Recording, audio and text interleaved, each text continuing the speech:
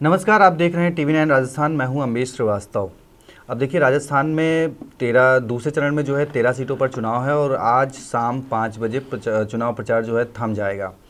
अब इससे पहले चुनाव प्रचार में आपने कांग्रेस की तरफ से तो कोई आला नेता इस बार नहीं दिखा दूसरे चरण के चुनाव में, लेकिन हाँ, बीजेपी की तरफ से प्रधानमंत्री मोदी सहित सीएम यूपी के सीएम योगी आदित्यनाथ और केंद्रीय मंत्री और अन्य कई नेता जो है वो रैलियां और सभाएं कर रहे हैं।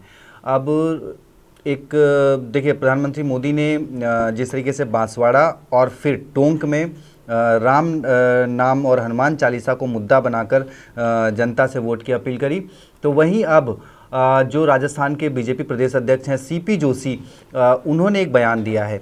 उन्होंने क्या कुछ बयान दिया है वो पहले आप खुद उन्हीं से सुन लीजिए जो उन्होंने कहा है। जो लोग अभी तक जय श्री राम बोलने में जिनको तकलीफ हो रही है, तीसरी बार मोदी जी प्रधानमंत्री बनने वाले हैं, बाबर का बच्चा बच्चा भी जय श्री राम बोलेगा, मैं दावे के साथ कह सकता हूं। तो ये देखिए, राम के नाम पर वोट कीजिए और बाबर का बच्चा बच्चा जय श्री राम बोलेगा, ये कह रहे हैं प्रदेश अध्यक्ष सीपी जोशी।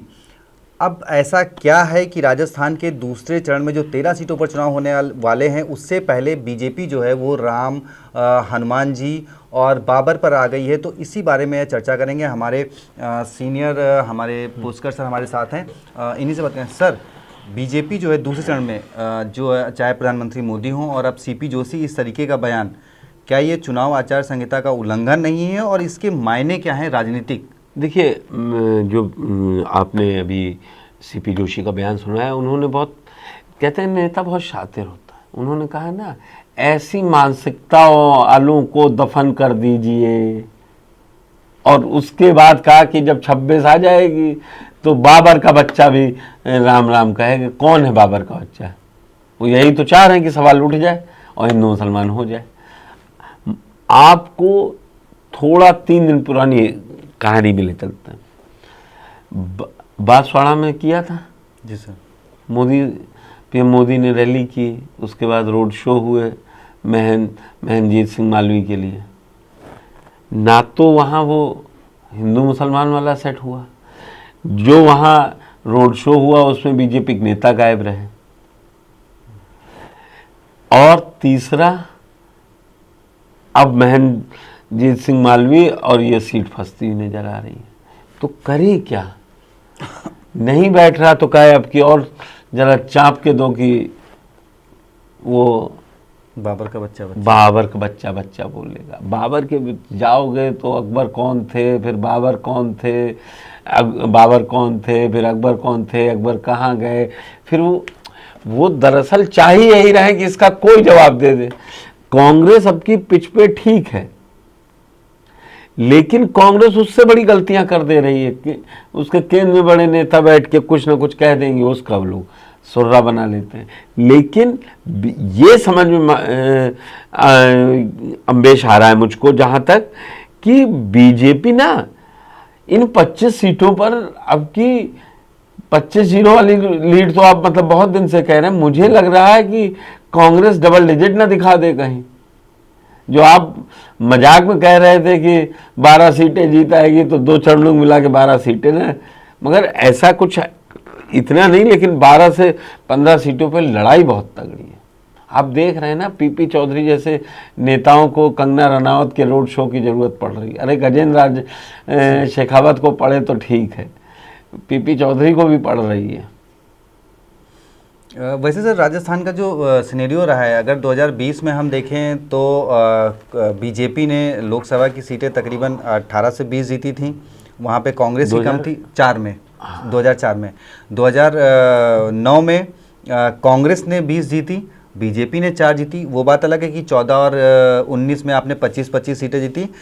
लेकिन सर, अगर हम 19 का जो एक निष्कर्ष निकलता है चुनाव में, तो उसमें एक ये दिखने आता है कि भाई सचिन पायलट को सीएम ना बनाने को लेकर लोगों में नाराजगी, प्लस बड़े नेताओं का 19 में मैदान में नहीं उतरना। खैर, वो इस बार भी नहीं उतरे कई बड़े नेता, लेकिन अगर 19 के कंपैरिजन में 24 को देखा जाए तो इस बार सचिन पायलट के हाथ में पूरी कमान है।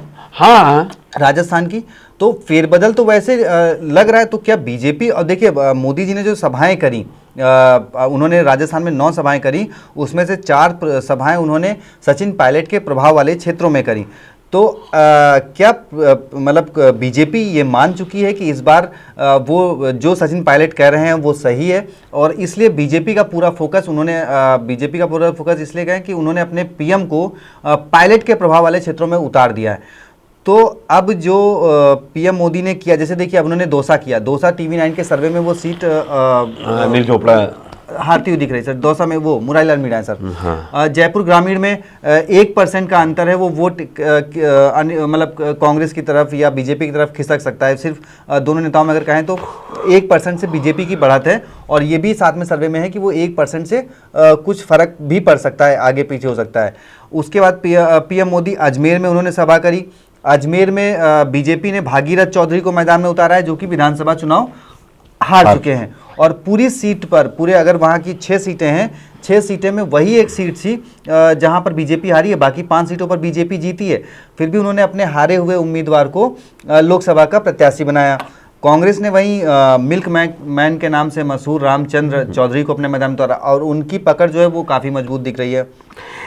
कुल मिला के जो आप टोंक में भी सीट बाय सीट ये कहना चाह रहे हैं, ये देखिए, ये बात मान लीजिए कि बीजेपी इस बार राजस्थान में कम से कम 25 का 25 देने नहीं जा रहा है बीजेपी को। वो डेंट करेगा, और अच्छा डेंट वहाँ का मतदाता करेगा। वजह ये भी है कि मेरी बात हो रही थी कुछ लोगों से वहाँ के, बोले अब वो चल नहीं पा रहा है हिंदू मुस्लिम। अब जो अंधभक्त, या हम नहीं कहेंगे किसी को भी अंधभक्त, या जो सपोर्टर भी था ना कार्यकर्ताओं में, वो जोश दिख नहीं रहा है। वो अब उसमें लेथार्जी आ गई है, और वो कम वोट परसेंट ने उनके बल डाल दिया है। सर इस मामले में मैं आपको एक चीज़ बताना चाहूँगा कि देखिए टीवी9 राजस्थान, जैसे कि चाहे मंत्री शिक्षा मंत्री हमारे राजस्थान के रहो दिलावर वो हों, चाहे अगर मुख्यमंत्री भजन लाल शर्मा की बात करें, तो जैसे इन्होंने जब सवाल खड़े किए अकबर पे, और उनको बलात्कारी और कई तरह की चीज़ें करी, तो टीवी9 राजस्थान ने एक वो निकाला कि भाई ठीक है आप गाली दे रहे हैं। और इसी 2023 की अगर हम बात करें, 2023 में जब G20 हुआ है, तो जो केंद्र सरकार ने अपना पोर्टफोलियो बनाया था G20 के लिए, उसमें एक पैरा पूरा अकबर के ऊपर है कि उनको कैसे एक शासक, बेहतरीन शासक के तौर पर उस पैरा में दिखाया गया था। तो ये वही बात थी। ये समझिए, और शायद अब लोग ये अब पढ़ने आप लगे, जागरूक कर रहे हैं तो ठीक है, लेकिन वहाँ लड़ाई वोट बटोरने की, मैंने आपको लगातार कह रहा हूँ, वो चाह रहे हैं कि हमें 25 में 25 मिले। मोदी जी ने टारगेट सेट कर दिया 25 का 25, और बोले 2 बार से मिल रही है तो इस बार भी मिलनी चाहिए। एक हनुमान बेनीवाल चले गए तो क्या मतलब हम इतने वो हो जाएंगे। लेकिन बड़ी बात ये है कि आप ये जो देख रहे हैं कि राजस्थान में अब आज 5-7 घंटे, मतलब आज शाम 5 बजे सर थम जाएगा चुनाव प्रचार। लेकिन बीजेपी ने क्या, प्रधानमंत्री गए, उन्होंने बताया वो कांग्रेस के साथ 70 साल गिनाते रहेंगे, वो कांग्रेस लूट लेगी, ये छीन लेगी। उन्होंने ये नहीं बताया कि 10 साल में उन्होंने ऐसा क्या किया कि जिससे कांग्रेस छीन ना पाए हिंदुओं का हक, उसके लिए कानून बना दिया। नहीं सर, उन्होंने टोंक में जैसे बोला कि मैं फ्री राशन दे रहा हूँ। कांग्रेस ने क्या फ्री राशन दिया? अब लोग शायद ये चर्चा करने लगे होंगे कि भाई फ्री राशन की शुरुआत तो फूड एक्ट तो कांग्रेस ही लाई थी 2011 में, बिल्कुल। और उन्होंने 1 रुपए में गेहूं और 3 रुपए में चावल दिया था। वो बात अलग है कि आपने उसको फ्री कर दिया। लेकिन सर राजस्थान के लोग, एक बात आपसे जिक्र करना चाहूँगा, राजस्थान में जोधपुर में एक राजा है, मुझे नाम नहीं याद रहा, क्योंकि कल मेरे सहयोगी जोधपुर जा रहे थे तो मैंने उनको बताया, मैंने कहा ये कहानी जरूर वहाँ पे कवर करना। राजा गज सिंह की कहा कि वो जब उनके, यहाँ से 200 साल पुरानी कहानी है कि जब वहाँ पे जोधपुर के क्षेत्र, आसपास के क्षेत्र में सूखा पड़ा, तो और राजा के पास धन बहुत था, और सूखा पड़ा तो मंत्रियों ने सलाह दी कि भाई ये बांट दिया जाए, उनको दे दिया जाए, भाई उनके सूखा पड़ा है। तो राजा ने कहा कि नहीं भाई मैं फ्री नहीं दूंगा। उन्होंने क्या किया, अपने महल से 50 किलोमीटर दूर एक महल बनवाना शुरू किया, और दिन में मजदूर उसको बनाते थे और रात में सैनिक जाके उसको तोड़ाते थे। आपको मालूम है सिराजुद्दौला, सोचिए सर 200 साल पहले सिराजुद्दौला जी सर, जो बड़ा इमामबाड़ा आप लखनऊ में देखते हैं ना, वो बना ही इसलिए था कि उसमें राजा लोग गरीब हो गए थे जो थे, ठीक। अब वो एक अपर क्लास का आदमी वहाँ पर काम नहीं कर पा रहा था, तो वहाँ सिराजुद्दौला ने भी यही फार्मूला अपनाया था। आप जिस दौर की बात कर रहे हैं, आप पढ़िएगा बड़ा इमामबाड़ा लखनऊ का, वो यही था कि जो दिन में काम करने से बचना चाहते हैं कि हम ये काम छोटा है हमारे लिए, तो वो दिन में की बजाय रात की एक शिफ्ट लगा दी थी। कुछ लोग बनाते थे, कुछ लोग तोड़ते थे, कुछ लोग बनाते थे, कुछ लोग। तो ये हम वहाँ पे भी नहीं जा रहे हैं। अरे आप चुनाव लड़ रहे हैं, आप 5 काम बताइए कि हम ये 5 काम कर रहे हैं, ये हमने आपको दिया, जो कम से कम किसानों से जुड़ा हो, जो कम से कम नौजवानों से जुड़ा हो, जो कम से कम आम आदमी से जुड़ा हो, जो कम से कम लोगों के ऐसा विकल्प दिखाई दे कि जो लोगों के जीवन को बेहतर कर दे, जो ऐसा करे कि जो वो प्राउड फील करवाए कि आप शासक हैं तो दुनिया में किसी के दम नहीं है जो भारत की तरफ देख सके। तो ये सब किताबों में अच्छा लगता है। जब चुनाव लड़ा जाता है ना, तो पूछा जाता है वहाँ यादव कितने हैं, वहाँ मीणा कितने हैं, वहाँ छत्री किसका खेल बिगाड़ेंगे। अगर शर्मा जी साथ आ गए, ब्राह्मण जी, तो फिर कोई कहीं चला जाए। सर अभी एक चर्चा और कर लेते हैं, बहुत छोटी सी, मतलब आखिरी सवाल, क्योंकि चर्चा रही पूरे विधानसभा चुनाव के दौरान वसुंधरा राजे के नाम को लेकर, किस तरह पहले उनको पोस्टर में शामिल किया जाता है, फिर उनको सभाओं से पहले शुरुआती दौर में बाहर रहती हैं, फिर उनको सभाओं में शामिल किया जाता है, पहले उनको बोलने नहीं दिया जाता है, फिर मैनिफेस्टो का भी मेंबर बना दिया जाता है, और उसके बाद अब देखिए लोकसभा चुनाव में बिल्कुल एक तरीके से उनको साइडलाइन किया गया। पहले चरण की वोटिंग के बाद कहा जा रहा था, चर्चा थी कि मैंने आपको आपके सवाल से पहले आपने सुना ही नहीं। मैनिफेस्टो जो बीजेपी 5 साल क्या करेगी, उसको राजनाथ सिंह ने मैनिफेस्टो तैयार किया, उसमें सदस्य वसुंधरा राजे हैं, बात खत्म हो गई। आप बताइए। लेकिन अब राजस्थान में क्योंकि उनको आप प्लेटफॉर्म पे नहीं लाए किसी, तो उसका इम्पैक्ट कितना मानते हैं? 4 तारीख को डिस्कस करेंगे तो ज़्यादा अच्छे से बताएंगे कि किन किन सीटों पे वसुंधरा जी ने खेल करवा दिया। बेटे को जो टिकट दे दिया माँ, लेकिन आप जो बात उठा रहे हैं वो बड़ी बात है। मैं अभी भी कहता हूँ, एक तो अटल के दौर के कुछ ही नेता हैं जो केंद्र में अटल जी के साथ मंत्री रहे और सब रहे, लेकिन वसुंधरा राजे का ना जो स्ट्रेचर हुआ वो भैरव सिंह शेखावत के, मैं बराबर नहीं कहूँगा, लेकिन उन्होंने बीजेपी को एक नई दिशा और वो बताया कि हम हैं। शेखावत जी गए तो क्या हो गया, वो उपराष्ट्रपति बन गए थे, लेकिन हम हैं, हम जीतेंगे, हम जीत के दिखाएंगे।